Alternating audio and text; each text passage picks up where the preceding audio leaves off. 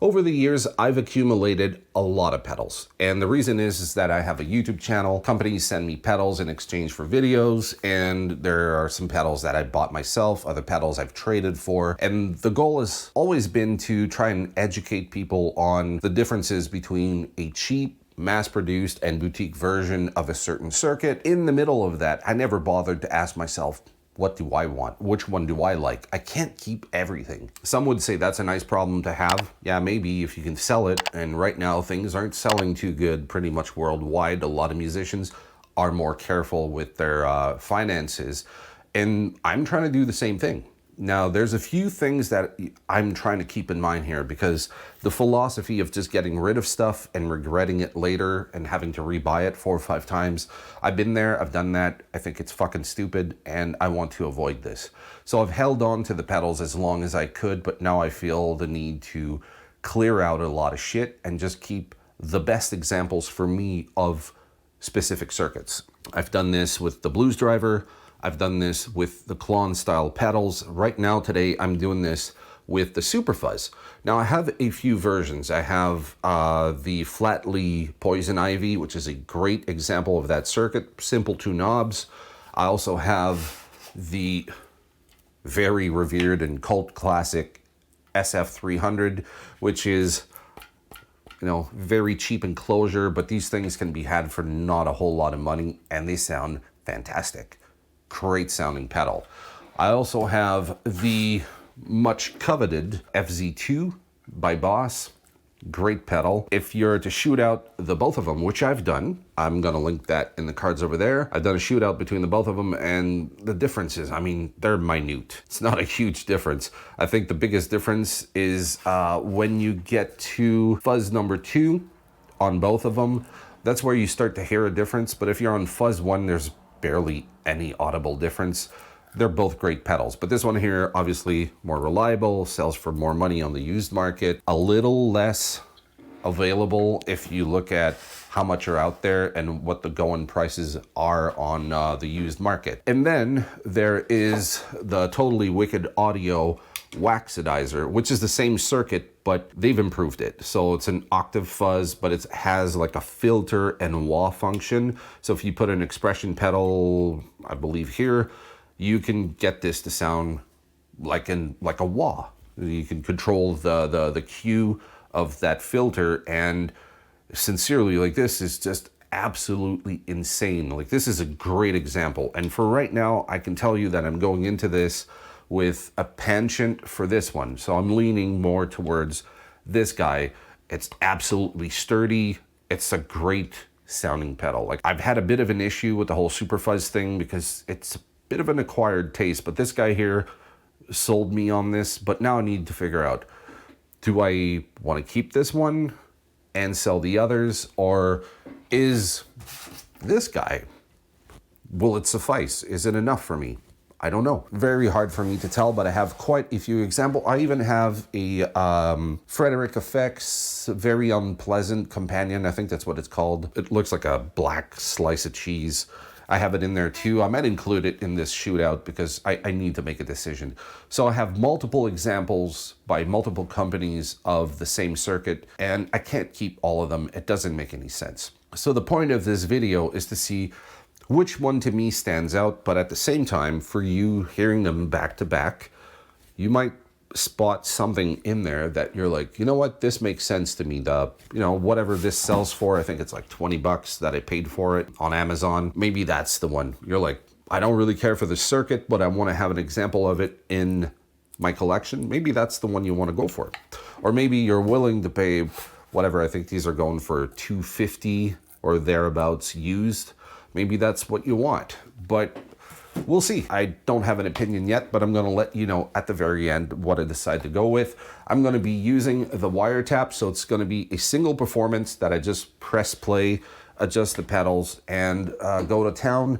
You have to keep in mind that despite being the similar circuit between all pedals, part tolerances are not the same. So even if I put everything at noon or 9 o'clock, those are more arbitrary positions so that we see the differences. It's not made to dial it in to sound exactly the same. The point of this video is to see is there going to be a difference between a $20 pedal and, you know, whatever the most expensive one in this collection is. I'm going to put the prices here, but I need to make that decision. So let's go for the shootout.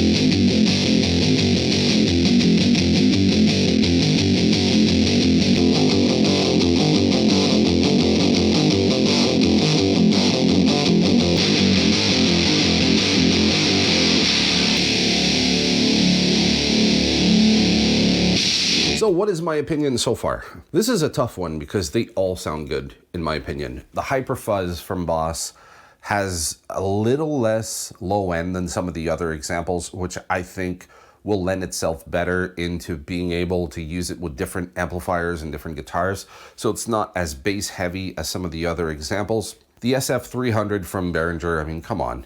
For the price point, it's a no-brainer. They're all great. I don't think there's a bad example of this circuit, but I will stay with my first impression, which is this guy. I think this is the best example. One, it sounds, to my ear, more musical, if there's such a thing with the Super Fuzz circuit.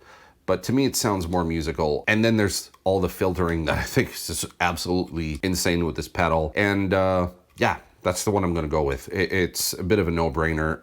I've mentioned it many times on this channel saying that how good I thought this pedal was, but that's the one I'm gonna go for. I think this is the superior example. I don't know what they did in terms of circuit, but it feels more steady. It feels more consistent.